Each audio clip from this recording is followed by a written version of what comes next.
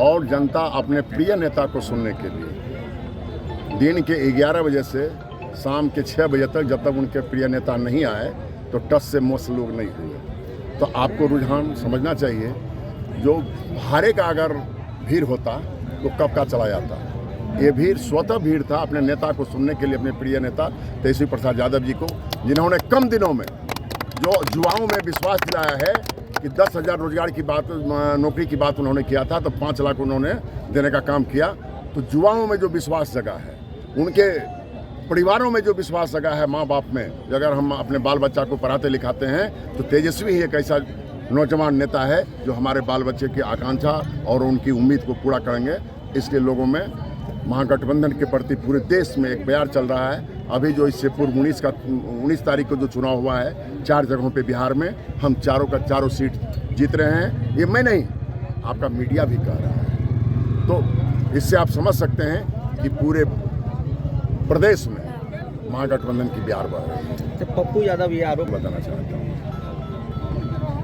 कि वो राष्ट्रीय जनता दल और महागठबंधन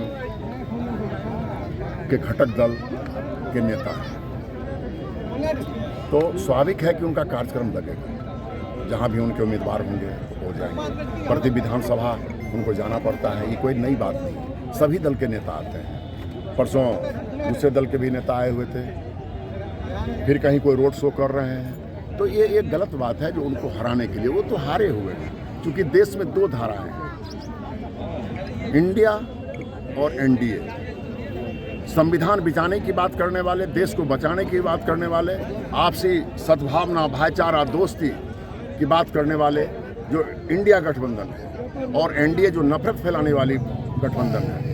बस 2 ही धारा के बीच लोग बटा हुआ है, तीसरी धारा की कोई जरूरत ही नहीं। पूरे देश में, मैं सिर्फ पूर्णिया की बात नहीं करता हूँ, पूरे देश में 2 धाराएं हैं। 2 धाराएं में लोग बटा हुआ है, तीसरी धारा की कोई जरूरत नहीं है। अच्छा, आखिरी सवाल आपसे ये होगा, तो बताना चाहता हूँ, जिस जंगल राज की बात वो लोग करते हैं और लोगों को याद दिलाते हैं, तो मैं उन दबे कुचले लोगों को बताना चाहता हूँ जो समाज के लोग थे। अगर लालू यादव नहीं होते, आज जो हमारे मुंह में आवाज़ आया है, हम जो अपनी हक और हुकूक की बात करते हैं, किसी से छीनने की बात करते हैं, ये दिन लालू प्रसाद यादव जी की है। इसलिए उसको जंगल राज कहता है, क्योंकि ये मनुवाद सोच को पचता नहीं है, इसलिए उसको जंगल राज कहता है। जंगल राज, आप क्राइम रिपोर्ट देखें, मैं नहीं कहता हूँ, जो सरकारी आंकड़ा होता है, आप राष्ट्रीय जनता दल और एनडीए के समय का आप उल्टा के देख लें तो आपको अंदाजा लग जाएगा जंगल राज आज है कि जंगल राज कल है। लालू जी के समय में अगर ब्लॉक में मामूली कोई भी कार्यकर्ता, चाहे वो किसी भी दल को हो, चले जाते थे तो उनका काम मिनटों में होता था।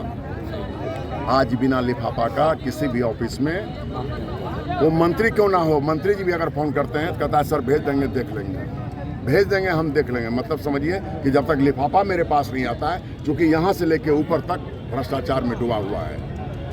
तो दोनों में आप कंपेरिजन कर लें स्वयं, क्योंकि आप भी इस देश के नागरिक हैं, बिहार के नागरिक हैं। तो जंगल राज आज है या जंगल राज कल था? जंगल राज आज है। ये तो सिर्फ मनुवादी सोच लालू यादव जी को बदनाम करने की एक साजिश है। बहुत बहुत धन्यवाद। तो ये हमारे